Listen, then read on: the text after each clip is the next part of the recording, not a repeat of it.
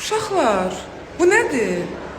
Deyəsən, barışmısınız. Bəli, bəli. Bayram ərəfəsidir, barışın ərəfəsidir. Barışın ayıdır, Ramazan ayı. Novruz bayramı. Novruz bayramımız var. Ramazan ayımız. Ramazan bayramımız Bütün var. küsənlər barışır. Bəli, biz də onların içində. Hamıda barışır. Mən heç kəsə görə yox, bax səmimi deyirəm. Balaca ilahiyə görə sevindim. Kaş bütün körpələr həm ana, həm ata sevgisi ilə böyüsün. Heç kəsə görə yox, ilahiyə görə çox sevindim və sizi təbrik edirəm.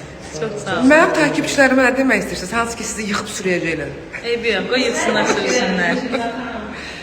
O böyük ilahədir.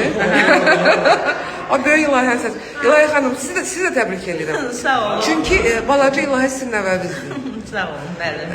Yıxıb sürənlərin qarşısında siz varsınız da. Bəli. Senin kimi gözəl. Mən özüm şokdayım. Mən özüm şokdayım.